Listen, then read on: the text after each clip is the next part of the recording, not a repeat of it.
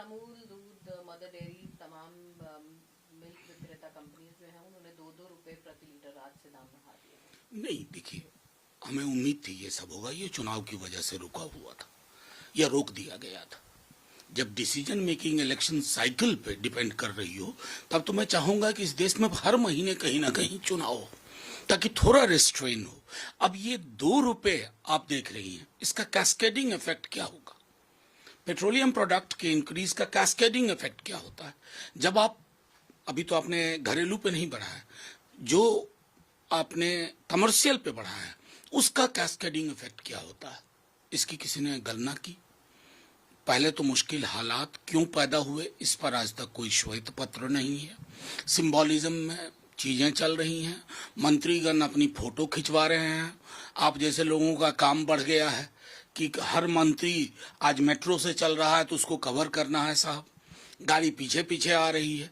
तो मैं समझता हूं इस सब से आप निजात नहीं पाएंगे, जो कोर इश्यूज हैं उनसे। आरबीआई गवर्नर ने भी एक हिंट दिया है कि अगर ऐसा ही वेस्ट एशिया में क्राइसिस चलता रहा तो फ्यूल प्राइसेस भारत में भी। I would have love to expect from my executive, love to hear from my executive. Executive क्या सोच रहे हैं, कब और कितना, इसलिए ये बेहद आवश्यक है।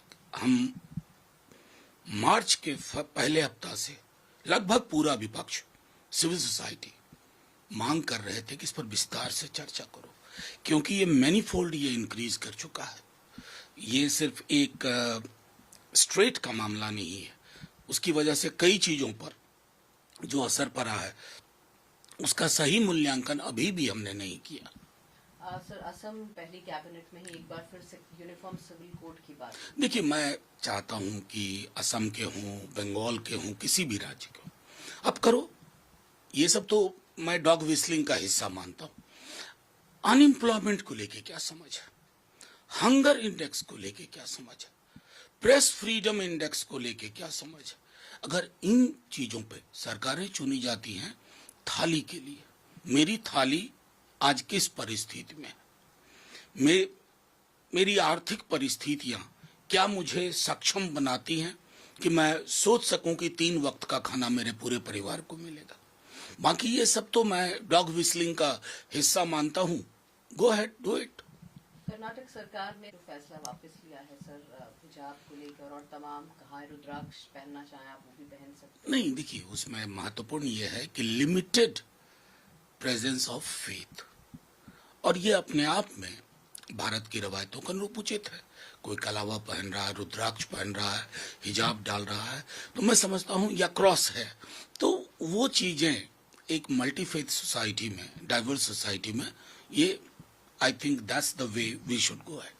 सर, नीट पर तमिलनाडु के सीएम का भी एक सुझाव आया है कि ये नीट परीक्षा को भी खत्म कर नहीं, देखिए, तमिलनाडु को मैं खास तौर पे ये कहूंगा कि डीएमके की गवर्नमेंट हो या टीवीके की जो अलायंस गवर्नमेंट है, they have been very consistent. हम लोगों ने भी उनका साथ दिया था डीएमके का, नीट को लेकर के जिस ओवरऑल की वो मांग कर रहे थे। मैं तो लगातार इस पर लिख बोल रहा हूं, मैंने सदन के अंदर कहा कि ये जो एनटीए नाम की संस्था है, ना ये पारदर्शी है, ना इसके अंदर उत्तरदायित्व का कोई भान है।